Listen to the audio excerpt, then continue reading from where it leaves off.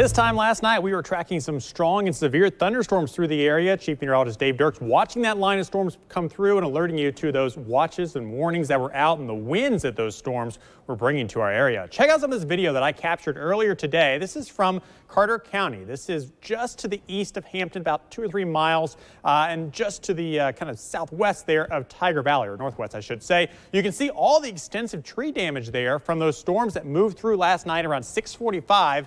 A whole complex of storms that moved across Greene County first, then into Carter County. Lots and lots of trees down through this area, and all of this was straight line wind damage from what I believe was likely a microburst in this small localized area. Unfortunately, this home here getting some of those trees falling onto them. Not a great sight, and hopefully they can get that fixed up rather quickly. Let's talk about what a microburst is and how microbursts occur across our area. A microburst occurs when we have some dry air here in the mid-levels of the atmosphere. So what happens is that air rises, it goes up, and it cools down, and then as it cools, it gets heavier, more dense. Heavier stuff falls easier from the sky, and that air then flows downwards towards the ground, and as it hits the ground, it's forced outward in the form of those strong gusty winds that we saw down those trees across Carter County.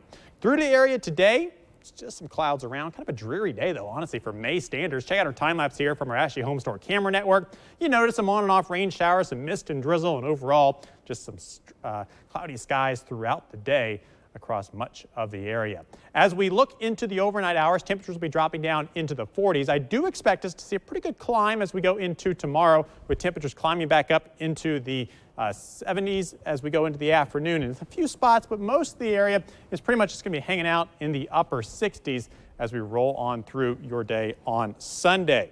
As we look at the forecast, one of the things you're going to be noticing is that our temperatures are going to be really starting to make a climb upward as we go into the upcoming work week here. Let's get our 7-day forecast to load up here as our graphic system has a little bit of a snafu and doesn't want to work properly too great tonight. So if we can take graphics 3, we'll show you our 7-day forecast here. There you go.